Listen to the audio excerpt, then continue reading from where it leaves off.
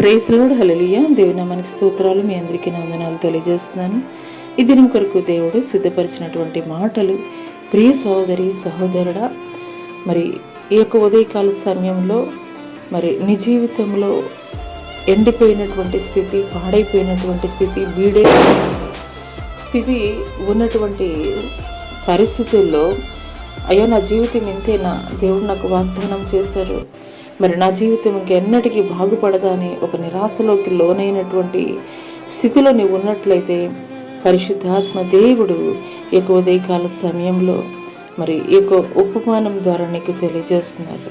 మరి ఈ మధ్య కాలంలో మనం చూసాము, మరి వార్తల్లో ఆంధ్రప్రదేశ్ రాష్ట్రంలో కర్నూలు జిల్లాలో బంగారపు గనులు ఉన్నాయి అనేటువంటి విషయాన్ని అయితే గనక ప్రపంచానికి వెల్లడి చేయడం అయితే గనక జరిగింది. మరి అంతవరకు కూడాను ఆ యొక్క ప్రాంతాలని మరి బీడు ప్రాంతాలని, ఎందుకు పనికిరానటువంటి నేలలని, వర్షాలు పడనటువంటి నేలలని, మరి ఆ రీతిగా ఆ యొక్క ప్రాంతాలని గురించి మాట్లాడేటువంటి వారు. కానీ ఇప్పుడైతే కనుక ప్రపంచము దృష్టి అంతా కూడాను ఆ యొక్క ప్రాంతం వైపు ఉన్నట్లయితే కనుక మనం చూస్తున్నాము. మరి వార్తల్లోనికి ఎక్కినటువంటి ప్రాంతముగా అయితే కనుక మనం చూస్తున్నాం. ఎందుకొరకనంటే కనుక విలువైనటువంటి బంగారపు గనులు ఆ యొక్క ప్రాంతంలో ఉన్నాయి కాబట్టి. మరి ఈ మాటలు వింటున్నటువంటి ప్రియ నేస్తమా, నీ జీవితంలో నువ్వు ఎదుర్కొంటున్నటువంటి బీడి బారిపోయినటువంటి పరిస్థితులు, ఎండిపోయినటువంటి స్థితిగతులు, మరి చుట్టుపక్కల వారు నీతో మాట్లాడేటువంటి మాటలను బట్టి నా జీవితం ఇంతే, నా జీవితం ఎన్నటికీ కూడా బాగుపడదు, మంచి రోజులు నేను చూడలేను అని ఒక నిరాశలోనికి వెళ్ళిపోతున్నట్లయితే పరిశుద్ధాత్మ దేవుడు ఈ యొక్క ఉదయకాల సమయంలో నీతో మాట్లాడుతున్నారు. విశ్వాసం అన్నది నిరీక్షింపబడే వాటి యొక్క నిజస్వరూపమును అదృశ్యమైనవి ఉన్నవంటకు రుజువునై ఉన్నది. అవునేస్తమా, నీవు విశ్వాసం ఎప్పుడైతే కలిగి ఉంటావో, నువ్వు చూడలేనటువంటి సంగతులను కూడా నీ మనోనేత్రాలకి దేవుడు చూపించేటువంటి వాడిగా ఉంటాడు. ఒకానొక సమయంలో మరి శత్రు సమూహం అంతా కూడాను రాజ్యాన్ని ముట్టడి వేసినటువంటి తరుణంలో ఎలీషా యొక్క పనివాడు అంటున్నాడు, అయ్యా శత్రువు మరి సమూహం అంతా, శత్రు సైన్యం అంతా కూడా ముట్టడి వేసింది, నీకేమీ దిగులు లేదా అని చెప్పి మాట్లాడినప్పుడు మరి ఎలీషా అయితే కనుక దేవుణ్ణి అడుగుతున్నారు, అయ్యా ఇతని కన్నులు తెరవ చేయమని చెప్పినప్పుడు మరి దేవుడు ఎప్పుడైతే ఆ పనివాడి కన్నులను తెరవ చేశాడో అతను చూడగలిగాడు. ఆ శత్రు సైన్య సమూహము చుట్టూ కూడాను దేవుని యొక్క అగ్ని రథములనైతే గనక చూడగలుగుతున్నాడు.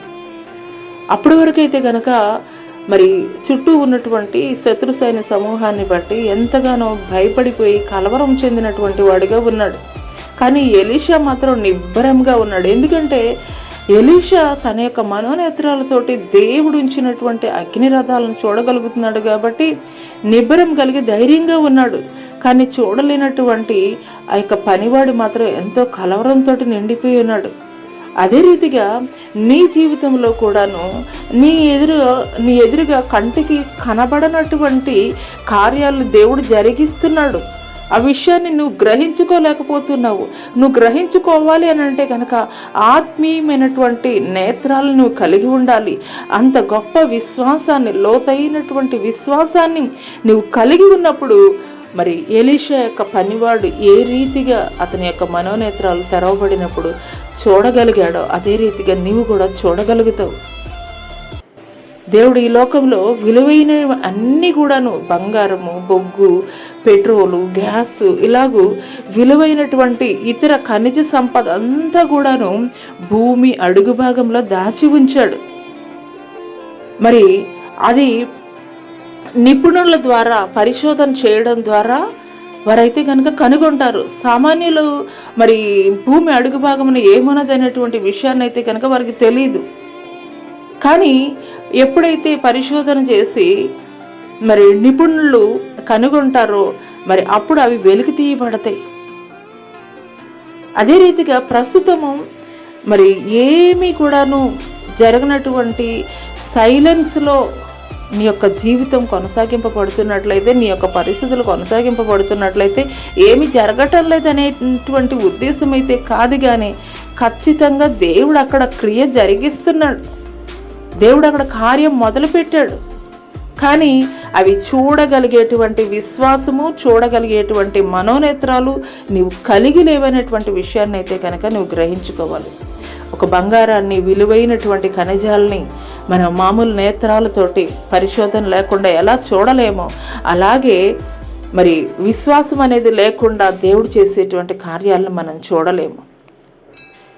ఇప్పటి వరకు కూడాను నీ జీవితంలో నువ్వు ఎదుర్కొంటున్నటువంటి పరిస్థితులను బట్టి అవిశ్వాసంతో నువ్వు మాటలు పలుకుతున్నట్లయితే కనుక ఈ యొక్క ఉదయకాల సమయంలో పరిశుద్ధాత్మ దేవుడు ఈ యొక్క మాటల ద్వారా నన్ను బలపరుస్తున్నాడు అని నువ్వు విశ్వసించగలిగినట్లయితే, అవునయ్యా, ఎలీషా పనివాడు మరి అతని యొక్క నేత్రాలు తెరవబడక పూర్వము ఎంతగానో కలవరపడినటువంటి వాడిగా ఉన్నాడు. అదే రీతిగా నేను కూడా కలవరపడుతున్నాను.